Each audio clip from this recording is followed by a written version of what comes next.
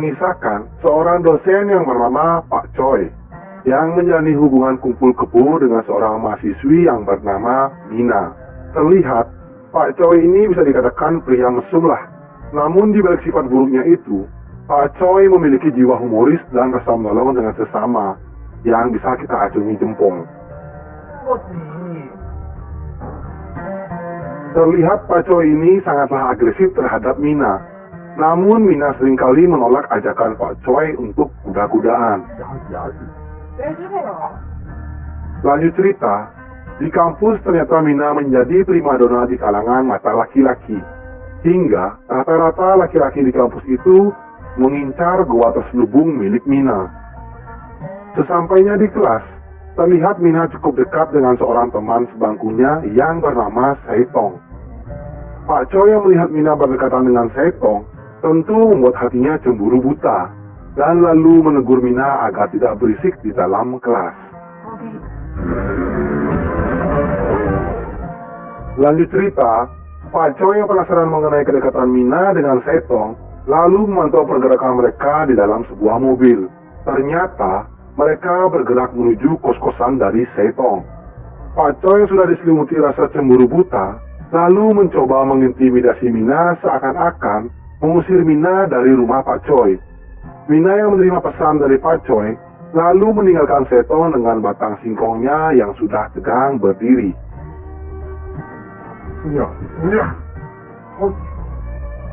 Sesampainya Mina di rumah Pak Choi, ternyata bukan amukan yang didapat, melainkan Pak Choi mencoba merayu Mina untuk melakukan kuda-kudaan dengannya.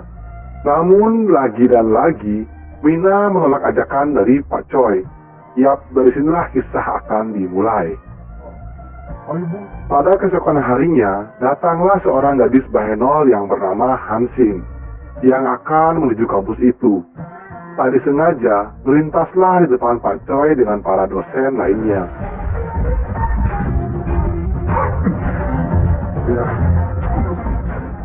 Dikarenakan kebingungan, lalu Hansin menanyakan ruang perekrutan kepada Pak Choi. Pak Choi yang tidak mau kehilangan kesempatan emas, langsung saja tancap gas mengajak Hansin untuk ke ruangannya dan melakukan interview. Ibarat peribahasa ada udang di balik batu, Pak Choi yang menginterview Hansin tanpa basa-basi langsung saja menerima gadis biduan satu ini. Dan Pak Choi meminta agar Hansin mengikuti cara mengajar di kampus ini. Di saat Pak Choi menjelaskan pembelajaran kepada siswa dan siswinya, sempat melirik selangkangan milik Hansin yang saat itu duduk di kursi paling depan.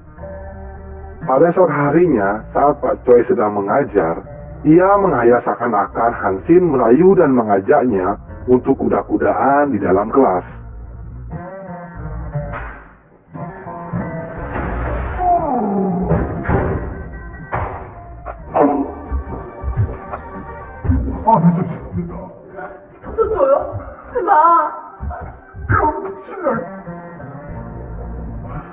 Tak sampai di situ, dikarenakan Pak Choi yang terlalu barbar, ia mencoba mengintip montagne kembar milik Hansin yang montok itu, hanya untuk memenuhi hasrat dan birahinya.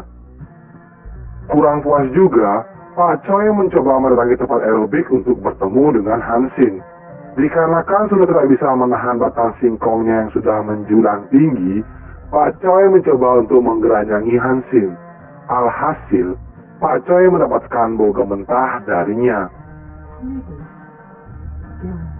Dikarenakan rasa penasaran begitu dalam mengenai gua dari Hansin, hingga membuat Pak Choi mimpi basah saat tertidur di kamarnya.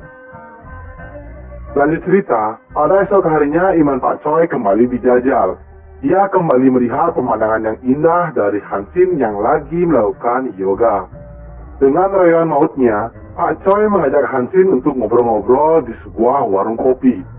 Di percakapan mereka, terungkaplah bahwa Hansin bercita-cita untuk menjadi seorang model dan meminta bantuan kepada Pak Choi untuk membantunya melakukan pemotretan. Singkat cerita, saat Pak Choi berada di ruangannya, tak diduga datanglah Mina. Mina mengatakan bahwa butuh bantuan kepada Pak Choi untuk mengerjakan tugas kampusnya. Namun apa daya, nasi sudah menjadi bubur. Saat ini Pak Choi sudah tidak menghiraukan Mina. Tak diduga, datanglah seorang guru ke ruangan Pak Choi. Di sini hampir saja terbongkar hubungan kumpul kebo mereka. Pada malam harinya, Pak Choi sedang bersama Hansin di dalam mobilnya, yang lalu diganggu oleh sebuah telepon dari seorang pria yang mendekati Hansin. Dengan kekuatan cinta dari Pak Choi, mengatakan bahwa ia adalah tunangan dari Hansin. Sesampainya di rumah Pak Choi, seperti biasa mereka membicarakan mengenai pemotretan itu, dan sesi foto-foto pun dimulai.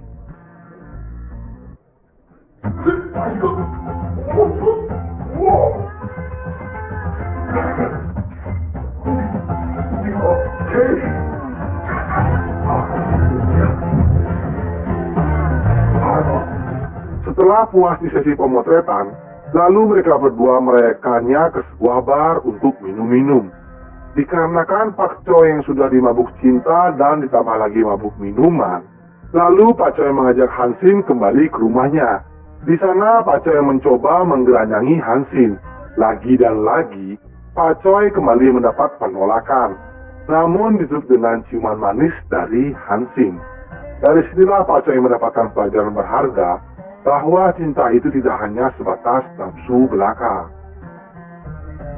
Pada esok harinya, Pak Choi tak patah semangat lalu kembali mencoba peruntungan dengan merayu Hansin. Namun kali ini, ia mencoba dengan sifat humorisnya. Alhasil Hansin membalas perhatian lebih dari Pak Choi.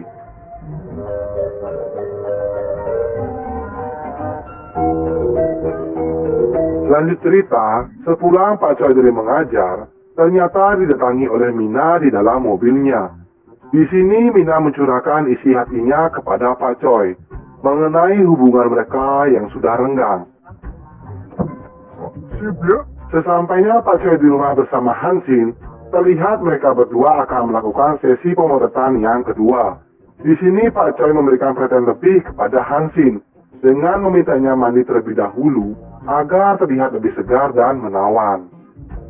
Pak Choi yang tidak tahan mendengar gemercik air, lalu bergegas ke kamar mandi untuk mengintai Hansin yang sedang mandi.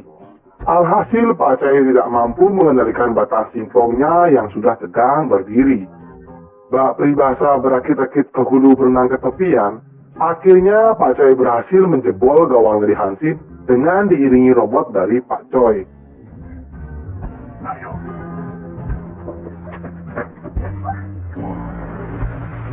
나에게 열정적인 사랑을 나눠주고 있었지.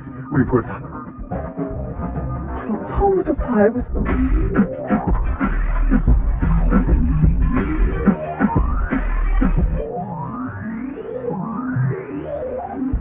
Namun apa daya, ternyata Mina datang ke rumah Pak Choi. Dengan cerdiknya, Mina mematikan saklar lampu dan seketika berada di belakang Pak Choi. 해결했어. 우리 하던 거 이제 계속하면 돼. 근데요. Namun, bukannya diamuk, mereka malah akur tidur bertiga di rumah itu. Sungguh nikmat sekali.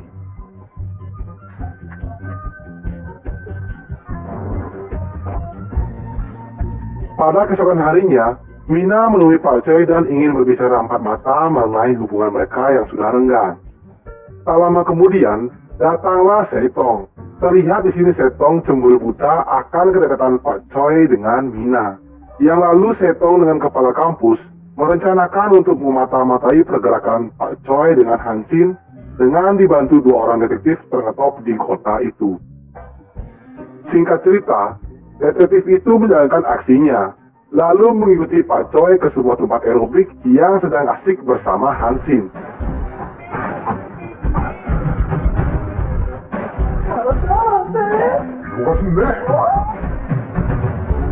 Dikarenakan Pak Choi hanyalah manusia biasa, ia tidak bisa menahan gairah dan hasratnya.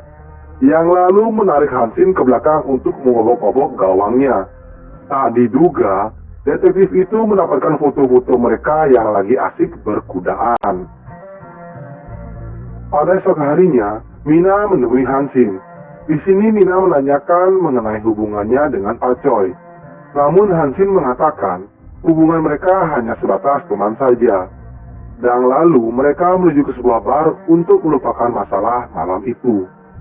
Usut punya usut, ternyata Mina ini juga memiliki cita-cita sebagai model dan meminta wejangan dari Hansin. Tak lama kemudian, datanglah Setong. Di sini Setong berterus terang kepada Mina bahwa ia memiliki perasaan lebih kepadanya. Pada malam harinya, Pak Choi dan Hansin sedang makan malam bersama. Terlihat kedua insan manusia ini sedang dilanda lautan api asmara. 만나. 나하고 당당하게 얘기하고 와. 나 이제 Lanjut cerita, ternyata Hansin janjian dengan kepala kampus. Ternyata, terbongkarlah bahwa sesungguhnya kepala kampus ini memiliki perasaan lebih kepada Hansin. Namun Hansin yang sudah jatuh hati kepada Pak Choi, mentah-mentah menolak perasaan dari kepala kampus itu. Di tempat lain, Pak Choi sedang bersama Mina. Di sana Mina dengan berat hati mengungkapkan ingin mengakhiri hubungan ini. Dikarenakan Mina merasakan sudah tidak ada chemistry dan juga Mina mengatakan kecewa dengan sikap Pak Choi yang tidak peduli dengannya. Singkat cerita, Hansin ditemui detektif itu. Betapa terkejutnya, ternyata detektif itu memperlihatkan foto Hansin yang lagi kuda-kudaan bersama Pak Choi. Di sini detektif itu mengatakan agar Hansin menjauhi Pak Choi dan memintanya keluar pulau untuk menemui seseorang. Jika tidak, foto-foto itu akan disebar luaskan. Pada malam harinya, Hansin yang sudah diselimuti rasa kebingungan dan ketakutan mencoba tidak menceritakan masalah ini kepada Pak Choi, dikarenakan ia tidak mau Pak Choi juga memikirkan permasalahan ini. Lanjut cerita, pada esok harinya, Pak Choi mendapatkan telepon dari Hansin yang mengatakan akan pergi keluar pulau untuk menyelesaikan permasalahan ini. Tak diduga, ternyata Pak Choi melihat Hansin berada tepat di depannya. Lalu Pak Choi mengejar Hansin dan menanyakan penyebab Hansin pergi meninggalkannya. Dengan berat hati, akhirnya Hansin menceritakan permasalahan ini kepada Pak Choi. Dan akhirnya Hansin pergi keluar pulau dengan menggunakan sebuah Facebook.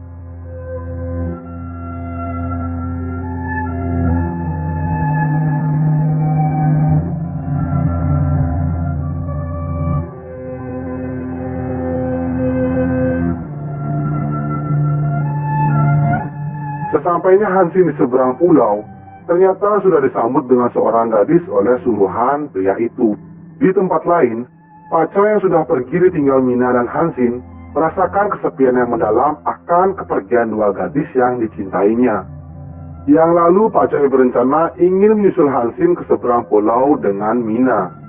Lanjut cerita, Hansin yang sudah menunggu pria itu, ternyata pria yang dimaksud adalah Pak Kepala Kampus. Dari sini bisa kita simpulkan bahwa kepala kampus itu sangatlah penasaran akan lembabnya goa dari Hansin. Yang lalu, mereka ingin melakukan kuda-kudaan di dalam air. Namun karena kecerdikan Hansin, ia menutup mata Pak Kepala Kampus dengan sempak miliknya. Dan lalu, posisi Hansin digantikan oleh Mina.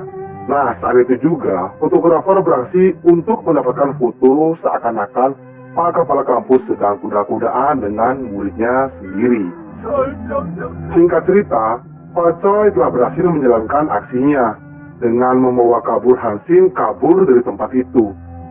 Namun, di sini Hansin menanyakan kepada Pak Choi, apakah tulus mencintainya. 미안해. 안 해. 그렇다. 사랑해. 그만하기가. 그래. 난생 Tak lama kemudian, datanglah Mina. Dari sini terbongkarlah ternyata Hansin dan Mina bekerja sama untuk memberikan pelajaran kepada Pak Choi agar lebih menghargai arti kata saling mencintai. Yap, dari sini Pak Choi mendapatkan pelajaran berharga bagaimana rasanya kehilangan orang yang dicintai. Penutup film, akhirnya Pak Choi yang bersifat humoris ini berhasil mengait Hansin dan